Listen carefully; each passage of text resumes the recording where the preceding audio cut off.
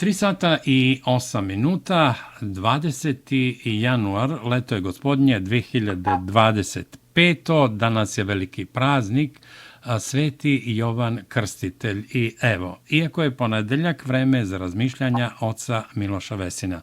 Oče Miloše, pomaže Bog i dobrodošli na talase Srpskog radija Čikago i srećan praznik. Bog vam pomogao.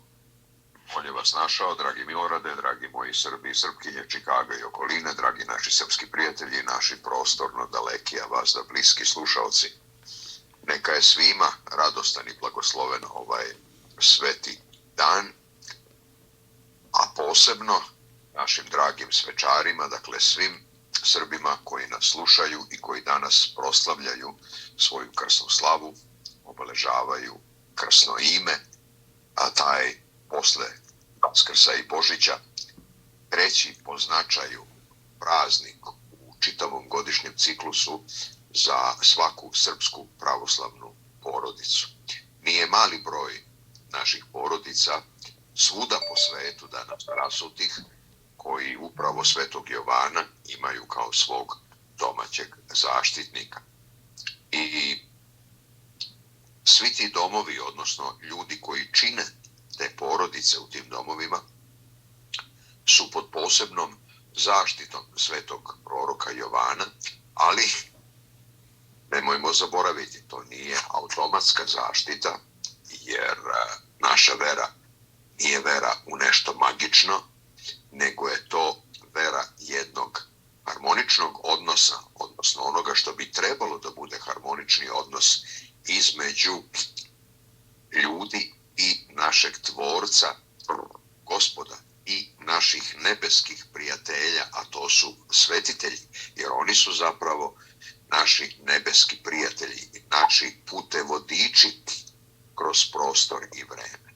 I ono što karakteriše posebno Svetog Jovana jeste da je on, slobodno možemo reći, prvi hrišćanski pustinjak, ili ako hoćete prvi hrišćanski monah, čovek koji je tek neznatno stariji od onoga čiji je dolazak predskazao, čiju emisiju propovedao, a nije ni malo slučajno da i prorok i preteča i krstitelj gospodnji Jovan, a i sam Gospod Isus Hristos svoju propoved započinju istim rečima, a to su reči o pokajanju. Pokajte se jer se približi carstvo nebesko.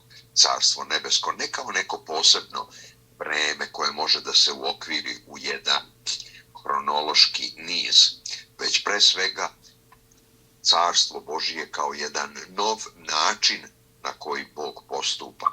A posle ovaploćenja Sina Božijeg, posle Božića, posle javljanja Boga u telu, to zaista jeste najnovija i najveća novina u čitavoj ljudskoj istoriji. Bog ni do tada nije bio daleko od svoje tvorevine, ali od rođenja Vitlejemskog bogodeteta Bog postaje jedan od nas. I svi oni koji su krenuli njegovim stopama, a Sveti Jovan je onaj koji stoji na međi između Staroga i Novog Zaveta, dakle, svi oni su upravo bili vođeni tom rečju, tom porukom i tim pozivom za pokajanjem, jer se približi carstvo nebesko. I zaista, na drugom mjestu sam Spasitelj je rekao, carstvo Božije je unutra u vama. Vrlo često ljudi se pitaju, ima li života posle smrti? A trebalo bi se mnogo češće pitati, ima li života pre smrti? Jer sudeći kako mnogi ljudi danas nažalost žive, kako jedni drugima zagorčavaju život, izgleda da ima vrlo malo života pre smrti, ili da taj život zapravo jeste jako daleko od onoga što bi život trebalo da bude, a to je... Halo. Imamo mali prekid, govori otac Miloš Vesin. Nije sve u životu. To je onako kako bismo željeli. ali sve je onako kako nama biva na korist, da bismo čak i iz onih teških situacija nešto naučili i iz toga izvukli pouku. I zbog toga usuđujem se da kažem da ovaj današnji praznik je posebna jedna obaveza za sve one koji proslavljaju svetoga proroka, preteču i krstitelja gospodnjeg Jovana. Ne tek samo dan kada ćemo se razveseliti sa svojim prijateljima, gostima, kumovima i tako dalje, nego dan koji bi trebalo zaista da označi jedan nov početak u životu svake porodice koja proslavlja svetoga Jovana. To naravno važi i za sve ostale svetitelje, jer svi hrišćanski svetitelji, mučenici, podvižnici, prepodobni, svi su oni zapravo zasijali na tom putu pokajanja, doživevši pre svega to u svojim sopstvenim dušama i tako postavši zaista jedan svetli i više nego svetli primjer za sva vremena svima nama, bez obzira u kom smo vremenu živeli. I još jednom, neka je svima koji danas proslavljaju svetog Jovana srećna i Bogom blagoslovena krsna slava.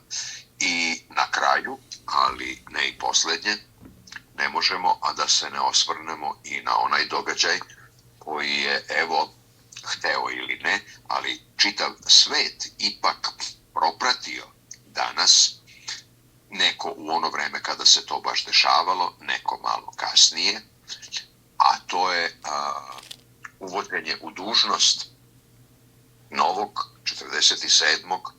predsjednika Sjedinjenih Američkih Država. Mi se uvek na svim našim liturgijama molimo za one kojima je Gospod dao vlast. Zašto?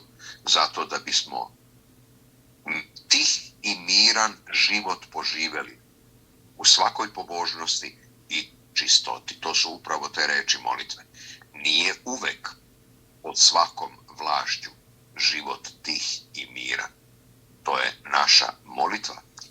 I sudeći po tome kako je protekao ovaj današnji dan sa prisustvom i vrlo rečitim molitvama nekoliko predstavnika različitih denominacija, različitih vera, to ipak ukazuje na jedan novi, na jedan, rekao bih, kvalitativno drugačiji početak, a već i sama činjenica da je ovaj današnji dan pred samo uvođenje novog predsjednika, gospodina Trampa, u dužnost, započet u hramu na molitvi, uz ponovljene molitve tokom svečanog čina inauguracije, to već dovoljno govori samo za sebe. I mi se zaista kao hrišćani iskreno nadamo i još iskrenije molimo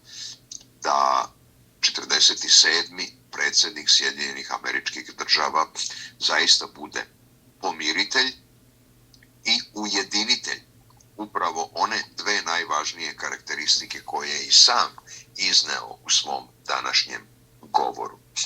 Jer ništa toliko nije potrebno današnjem svetu, a pre svega i samoj Americi, kao pomirenje i ujedinjenje.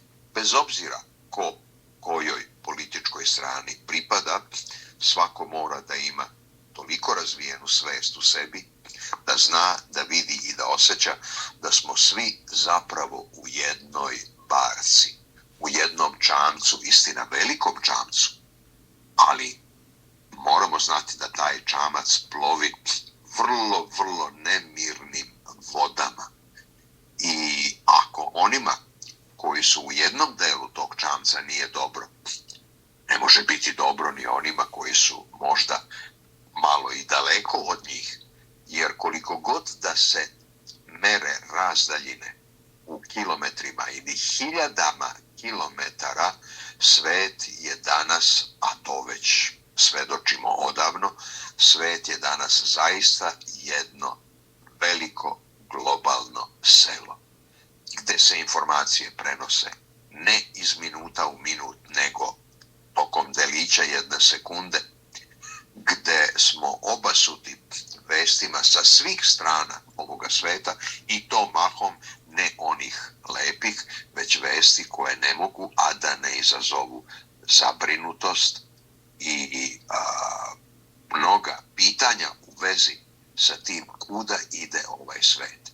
I neka bi ovaj današnji dan zaista usmerio i Sjedinjene Američke Države, ali i ostale zemlje ovoga sveta ka jednom drugačijem, ka jednom boljem pravcu. Jer hrišćanski gledano Americi ne bi škodilo malo više skromnosti i smernosti. Znate, ljudima na drugim prostorima ovoga sveta nekada može da zasmeta to što neko ističe da je naj. Jer ako sebe ističete, onda, hteli vi to ili ne, druge na neki način stavljate ispod sebe. A tek onog momenta kada svaka zemlja koja pledira da bude ma u čemu vodeća, sebe doživi kao jednu od mnogih ravnopravnih zemalja u ovome svetu, bez obzira na kom kontinentu se to nalazilo, tek onda možemo da krenemo zaista u susret jednom mnogo zdravijem odnosu, ne snaga, nego odnosu između ljudi koji čine ovaj svet, a koji su opet, sviđalo se to nama ili ne, predstavljeni preko onih koje bira narod u tim državama. Dakle, naše molitve i dobre misli su sa gospodinom Trumpom, ali ne smemo ovde ni da zaboravimo mnoge iz naše srpske zajednice koji su itekako, i to ne od juče, nego u posljednjih skoro 10 godina bili veoma aktivni u sagledavanju jedne mnogo realnije slike o tome šta bi jedna politička strana u Americi mogla da učini za sveopšte dobro, za razliku od one druge. Ne ulazimo sada o kome se tu radi, ali postoje ljudi koji su ipak u 45. predsjedniku, a ne zaboravite, to je ista ličnost, Donald Trump, posle one 4 godine pauze, kada nije bio predsjednik i kada se mnogo toga desilo što bismo želili da se nije nikada desilo pod prethodnim predsjednikom. Dakle, bilo je onih koji su ipak imali tu snagu vizije i koji su mogli da osete, ali i da ocene da bi nove 4 godine administracije gospodina Trumpa mogle da budu onaj preko potrebni i, rekao bih, Americi neophodni preokret.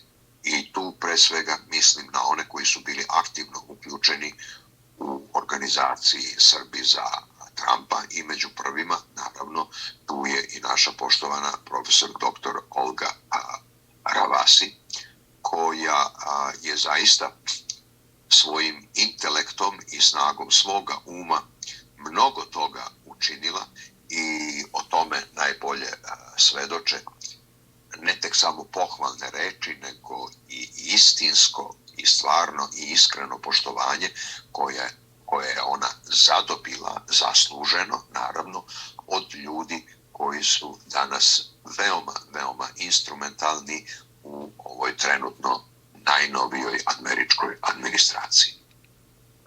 Oče Miloše, hvala vam i da ne zaboravimo, ovo je godina kada obeležavamo 30 godina Srpskog radija Čikago, 3 decenije i zajedno radimo na jednom projektu, pa evo, ako možete, recite par rečenica. Da, obeležavajući ovu značajnu godišnjicu, Srpski radio Čikago, znači uredništvo Srpskog radija Čikago, sa mnogobrojnim saradnicima je došlo na ideju da bi deo programa u ovoj jubilarnoj godini trebalo posvetiti i onim ličnostima, značajnim ličnostima naše crkve, naše kulture, naše književnosti, koje su na poseban način obeležile tu sponu između Matice i srpskog rasejanja u Americi. Namerno nećemo otkrivati o kojim je to ličnostima reč, ali samo da naši slušaoci znaju da se i o tome vodi računa, jer bez obzira da li je neko fizički prisutan među nama sada i u ovo vreme ili to više nije, ono što su pojedini ljudi uradili, a mnogi su uradili zaista velike stvari, to jednostavno ne sme da ostane zaboravljeno i Srpski radio Čikago želi na taj način i da se njima zahvali, ali i sve nas ponovo da podsjeti na one vrednosti, na one divne ljude uzvišenih kvaliteta koje smo imali, a Bogu hvala, mnogi od njih imamo još uvek među nama. Da, oče Miloše, ja ću vam u narednih dan, dva poslati ono što smo pripremili već kao program, ne samo obeležavanja 30. godišnjice, nego i ove, da ne kažem sad, rekli smo da nećemo danas objaviti o koje se to ličnosti i ličnostima radi, ali pripremili smo jednu platformu, da kažem, ili program obeležavanja lika i dela ljudi o kojima ste govorili. Naravno, u narednim emisijama saopštit ćemo i ko će biti prva ličnost. Mogu samo da kažem da će biti ličnost koja je obeležila sve ono što se dešava u Srpskoj pravoslavnoj crkvi. Nažalost, nije više među nama, ali u svakom slučaju zaslužuje da za sve ono što je učinila i za srpski narod i u otadžbini, i u rasejanju, ali i za Srpski radio Čikago, dobije tako mesto povodom 30. godišnjice Srpskog radija Čikago. Hvala vam od srca i do gledanja, do viđenja ovde u Čikagu, nadam se za 2 do 3 meseca. Ako Bog da, ako Bog da.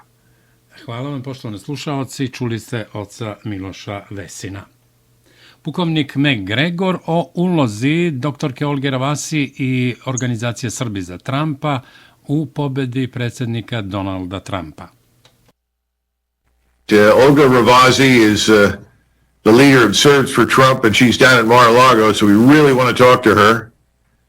She's an exceptional person, so see what we can do. I was just telling everybody about you and the great work you've done, particularly for the president as the leader of Serbs for Trump, which have shown up about everywhere, which is pretty amazing given the number of Serbs in the Balkans. Again, she's a tremendous bundle of energy and imagination. She has really done yeoman service.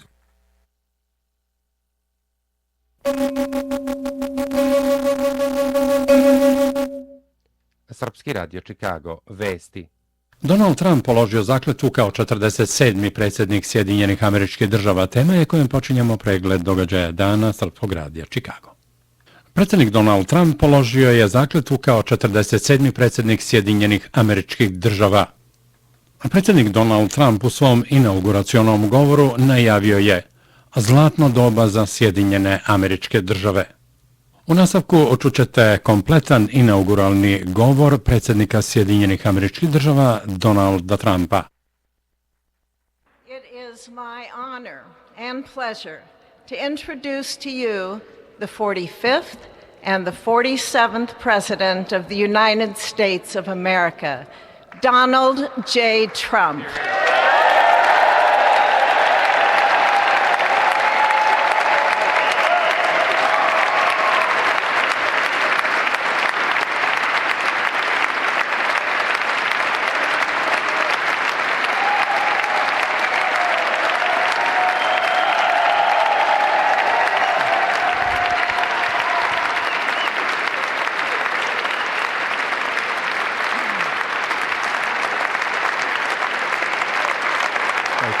Thank you very much, everybody. Well, thank you very, very much. Vice President Vance, Speaker Johnson, Senator Thune, Chief Justice Roberts, Justices of the United States Supreme Court, President Clinton, President Bush, President Obama, President Biden, Vice President Harris, and my fellow citizens. The golden age of America begins right now.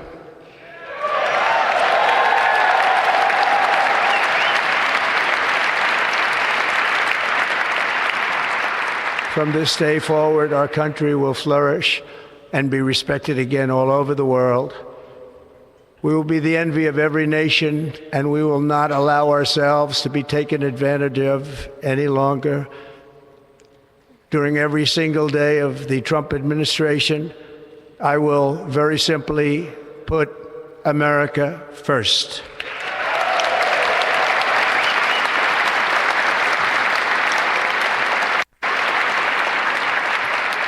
Our sovereignty will be reclaimed.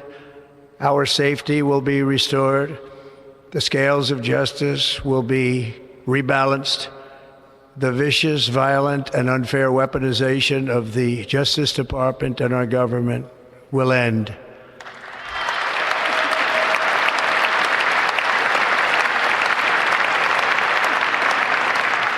And our top priority will be to create a nation that is proud, prosperous, and free.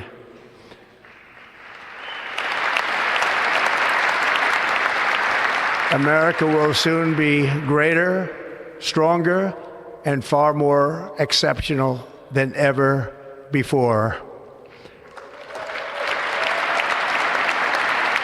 I return to the presidency confident and optimistic that we are at the start of a thrilling new era of national success. A tide of change is sweeping the country, sunlight is pouring over the entire world, and America has the chance to seize this opportunity like never before. But first, we must be honest about the challenges we face. While they are plentiful, they will be annihilated by this great momentum that the world is now witnessing in the United States of America. As we gather today, our government confronts a crisis of trust. For many years, a radical and corrupt establishment has extracted power and wealth from our citizens while the pillars of our society lay broken and seemingly in complete disrepair. We now have a government that cannot manage even a simple crisis at home, while at the same time stumbling into a continuing catalog of catastrophic events abroad. It fails to protect our magnificent, law-abiding American citizens, but provides sanctuary and protection for dangerous criminals, many from prisons and mental institutions that have illegally entered our country from all over the world. We have a government that has given unlimited funding to the defense of foreign borders, but refuses to defend American borders or, more importantly, its own people. Our country can no longer deliver basic services in times of emergency, as recently shown by the wonderful people of North Carolina, been treated so badly.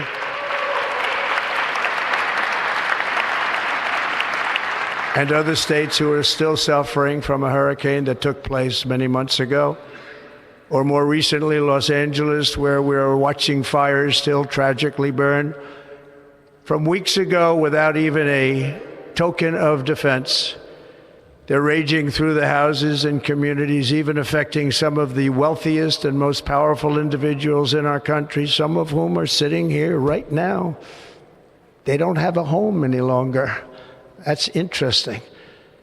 But we can't let this happen. Everyone is unable to do anything about it. That's going to change. We have a public health system that does not deliver in times of disaster, yet more money is spent on it than any country anywhere in the world. And we have an education system that teaches our children to be ashamed of themselves in many cases, to hate our country despite the love that we try so desperately to provide to them. All of this will change starting today, and it will change very quickly.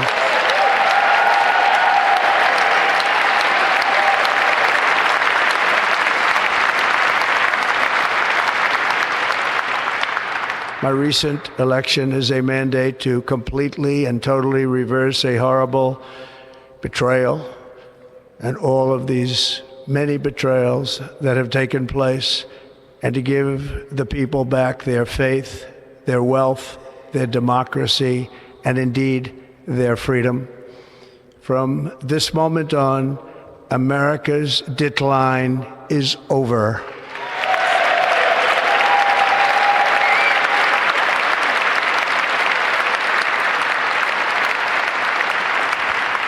Our liberties and our nation's glorious destiny will no longer be denied, and we will immediately restore the integrity, competency, and loyalty of America's government. Over the past 8 years, I have been tested and challenged more than any president in our 250-year history, and I've learned a lot along the way. The journey to reclaim our republic has not been an easy one, that I can tell you. Those who wish to stop our cause have tried to take my freedom and indeed to take my life.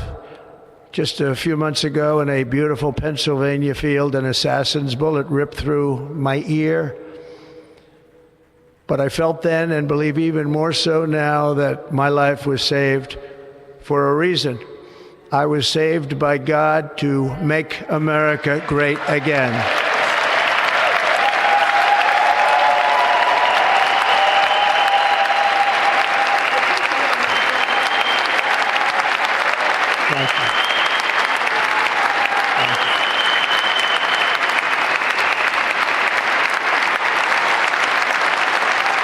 Thank you very much.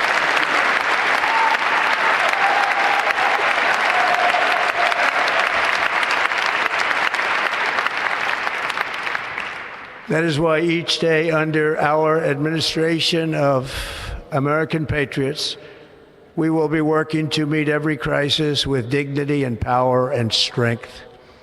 We will move with purpose and speed to bring back hope, prosperity, safety, and peace for citizens of every race, religion, color, and creed. For American citizens, January 20th, 2025 is Liberation Day.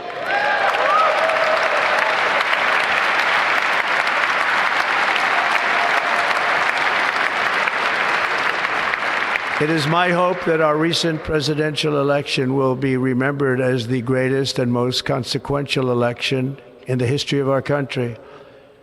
As our victory showed, the entire nation is rapidly unifying behind our agenda with dramatic increases in support from virtually every element of our society, young and old, men and women, African Americans, Hispanic Americans, Asian Americans, urban, suburban, rural, and very importantly, we had a powerful win in all 7 swing states, and the popular vote, we won by millions of people.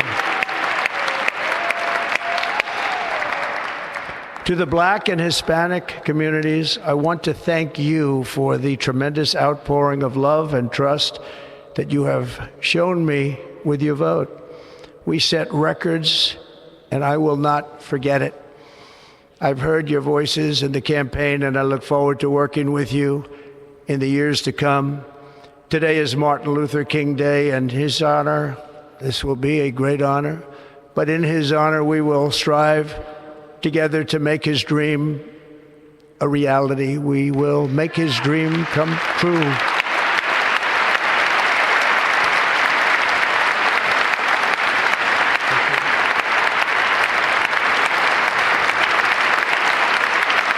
Thank you.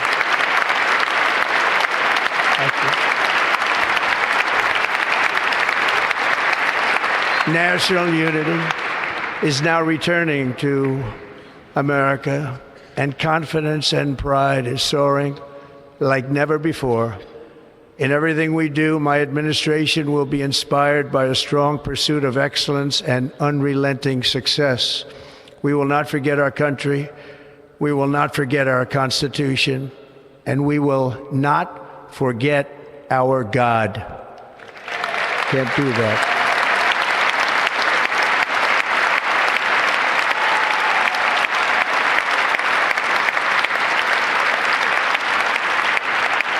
Today I will sign a series of historic executive orders.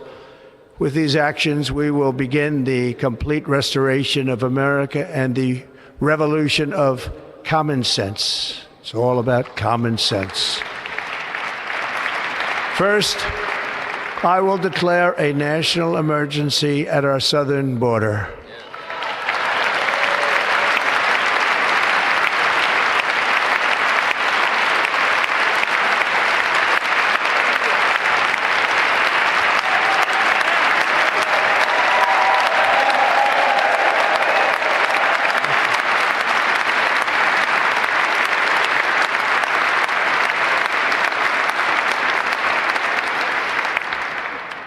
Illegal entry will immediately be halted, and we will begin the process of returning millions and millions of criminal aliens back to the places from which they came.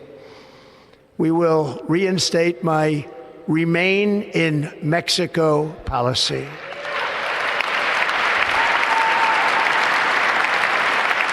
I will end the practice of catch and release.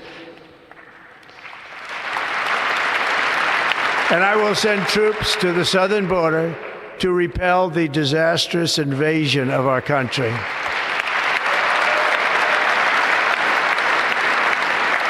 Under the orders I signed today, we will also be designating the cartels as foreign terrorist organizations.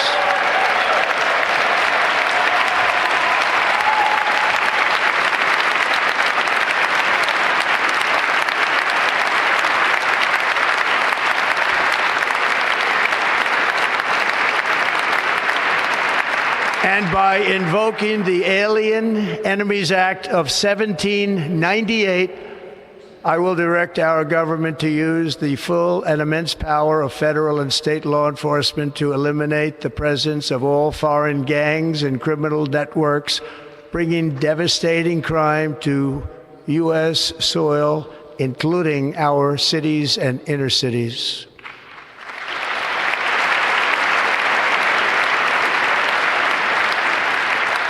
As Commander-in-Chief, I have no higher responsibility than to defend our country from threats and invasions, and that is exactly what I am going to do. We will do it at a level that nobody's ever seen before. Next, I will direct all members of my cabinet to marshal the vast powers at their disposal to defeat what was record inflation and rapidly bring down costs and prices.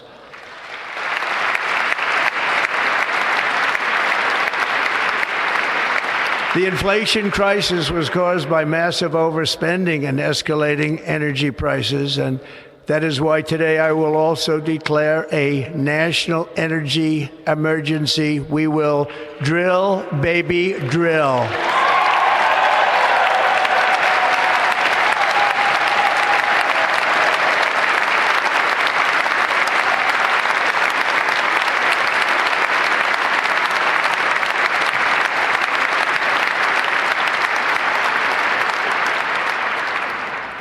America will be a manufacturing nation once again, and we have something that no other manufacturing nation will ever have, the largest amount of oil and gas of any country on earth, and we are going to use it.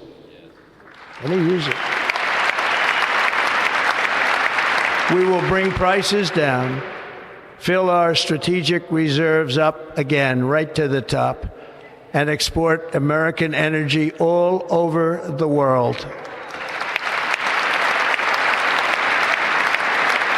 We will be a rich nation again, and it is that liquid gold under our feet that will help to do it.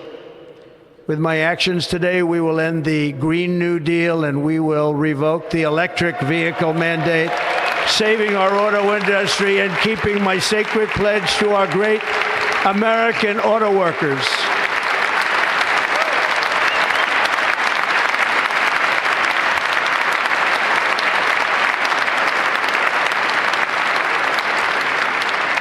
In other words, you'll be able to buy the car of your choice. We will build automobiles in America again at a rate that nobody could have dreamt possible just a few years ago. And thank you to the auto workers of our nation for your inspiring vote of confidence. We did tremendously with their vote. I will immediately begin the overhaul of our trade system to protect American workers and families. Instead of taxing our citizens to enrich other countries, we will tariff and tax foreign countries to enrich our citizens.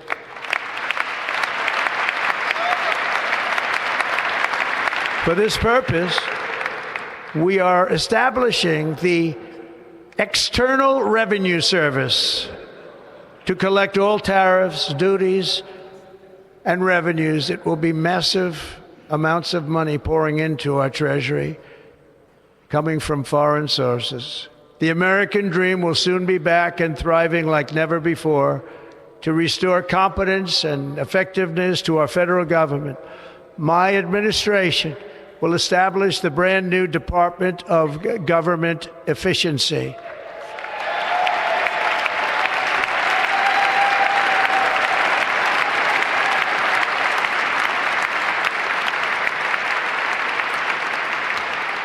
After years and years of illegal and unconstitutional federal efforts to restrict free expression, I will also sign an executive order to immediately stop all government censorship and bring back free speech to America.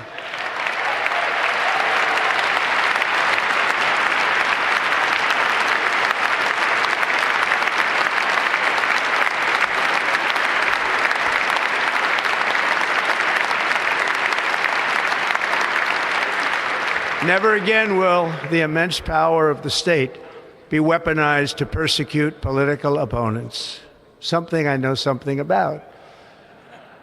We will not allow that to happen. It will not happen again. Under my leadership, we will restore fair, equal, and impartial justice under the constitutional rule of law.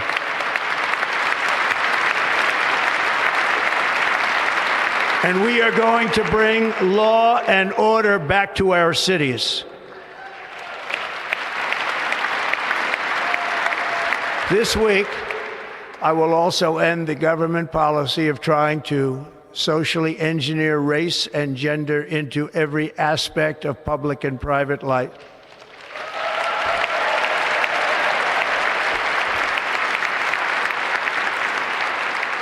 We will forge a society that is colorblind and merit-based.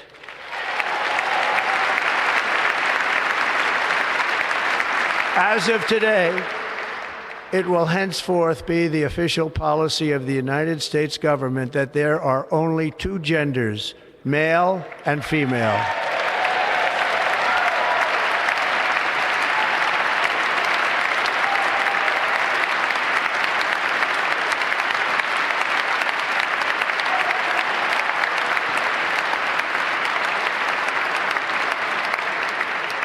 This week, I will reinstate any service members who were unjustly expelled from our military for objecting to the COVID vaccine mandate with full back pay.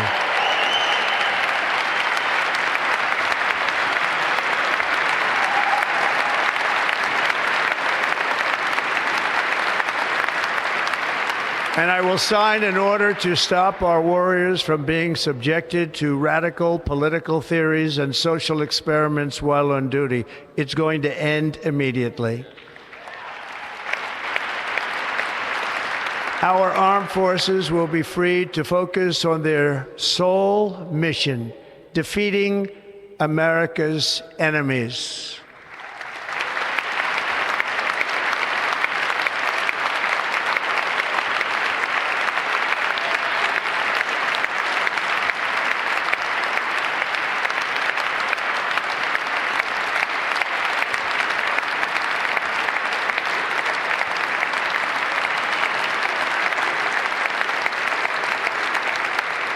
Like in 2017, we will again build the strongest military the world has ever seen. We will measure our success not only by the battles we win, but also by the wars that we end, and perhaps most importantly, the wars we never get into.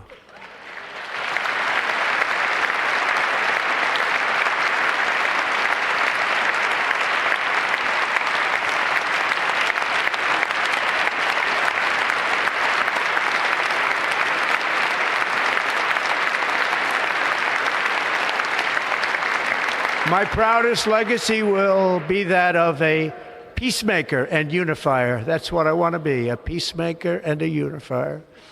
I'm pleased to say that as of yesterday, one day before I assumed office, the hostages in the Middle East are coming back home to their families.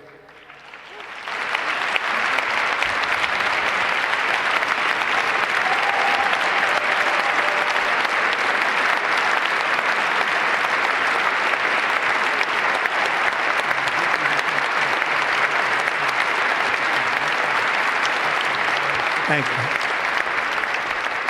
America will reclaim its rightful place as the greatest, most powerful, most respected nation on earth, inspiring the awe and admiration of the entire world. A short time from now, we are going to be changing the name of the Gulf of Mexico to the Gulf of America, and we will restore the name of a great president, William McKinley, to Mount McKinley, where it should be and where it belongs.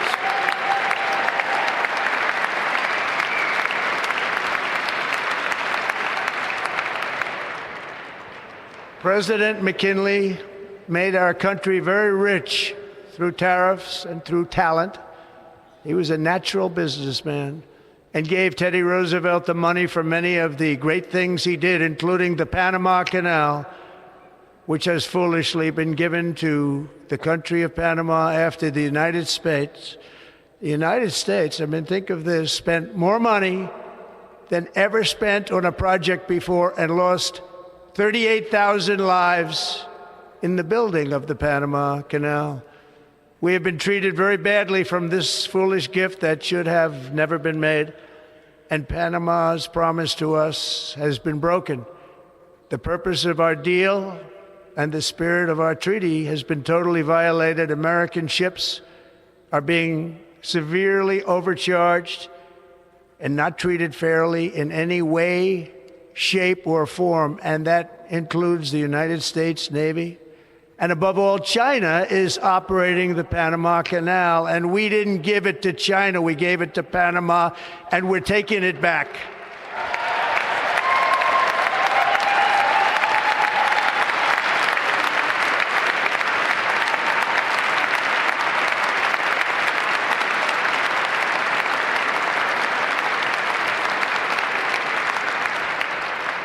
Above all, my message to Americans today is that it is time for us to once again act with courage, vigor, and the vitality of history's greatest civilization. So as we liberate our nation, we will lead it to new heights of victory and success. We will not be deterred. Together we will end the chronic disease epidemic and keep our children safe, healthy, and disease-free. The United States will once again consider itself a growing nation, one that increases our wealth, expands our territory, builds our cities, raises our expectations, and carries our flag into new and beautiful horizons. And we will pursue our manifest destiny into the stars, launching American astronauts to plant the stars and stripes on the planet Mars.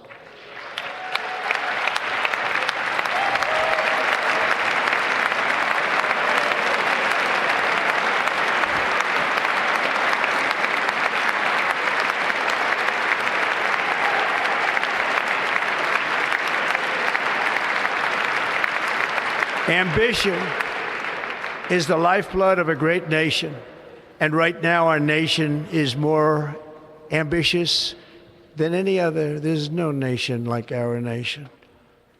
Americans are explorers, builders, innovators, entrepreneurs, and pioneers.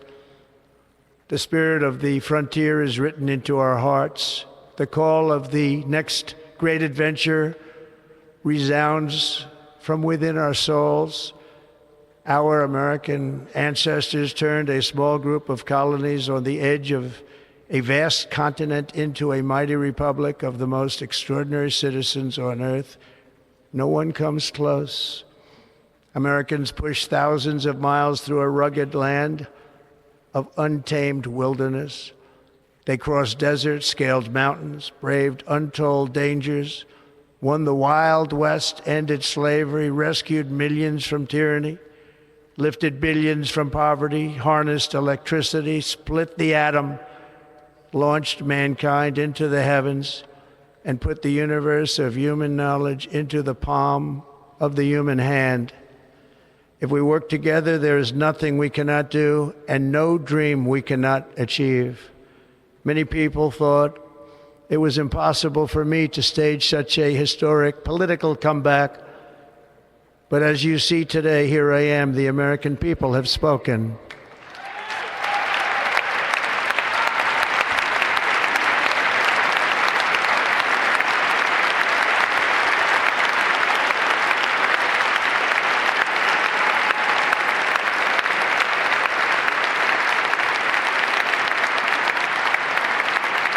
I stand before you now as proof that you should never believe that something is impossible to do. In America, the impossible is what we do best.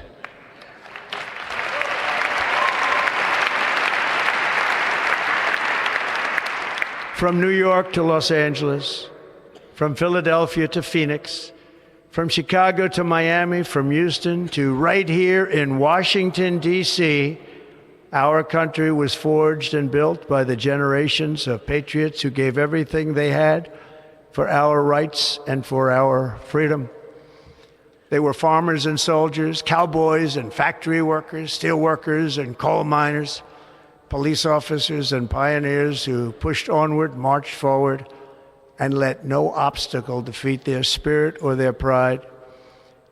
Together they laid down the railroads, raised up the skyscrapers, built great highways, won 2 world wars, defeated fascism and communism, and triumphed over every single challenge that they faced.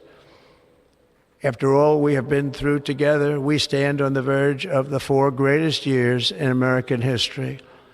With your help, we will restore America promise, and we will rebuild the nation that we love, and we love it so much.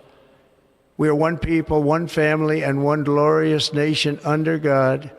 So to every parent who dreams for their child, and every child who dreams for their future, I am with you, I will fight for you, and I will win for you. We are going to win like never before.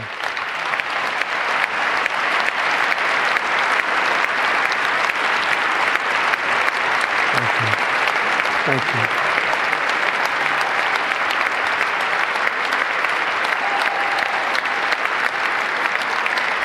Thank you.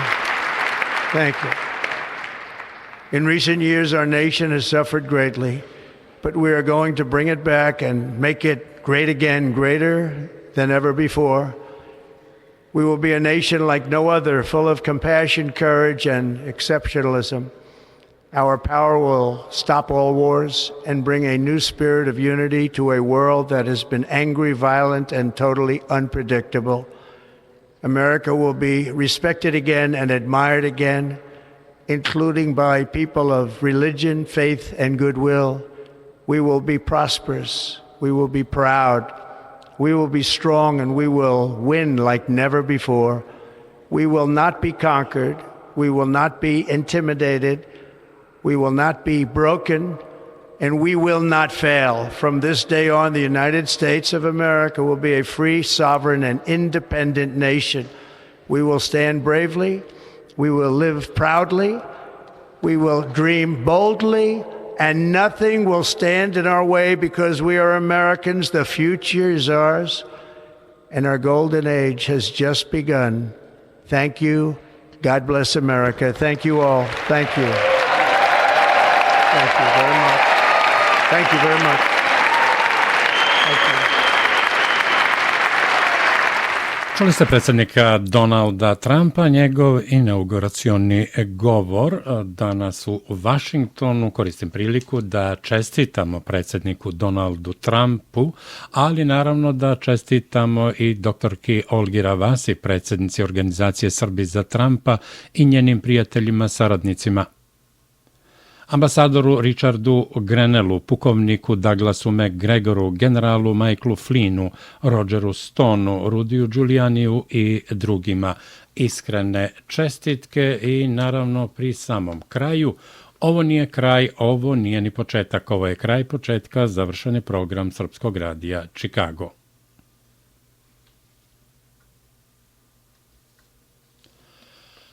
I naravno, još jedan put, šta je rekao vojni savjetnik Donalda Trampa i savjetnik u Pentagonu u prošlom mandatu predsjednika Donalda Trampa, pukovnik Douglas McGregor, o ulozi i doprinosu doktorke Olge Ravasi, osnivaču i predsjedniku organizacije Srbi za Trampa u pobjedi predsjednika Donalda Trampa. Olga Ravasi is the leader of Serbs for Trump, and she's down at Mar-a-Lago, so we really want to talk to her. She's an exceptional person, so see what we can do. I was just telling everybody about you and the great work you've done, particularly for the president as the leader of Serbs for Trump, which have shown up about everywhere, which is pretty amazing given the number of Serbs in the Balkans. Again, she's a tremendous bundle of energy and imagination. She has really done yeoman service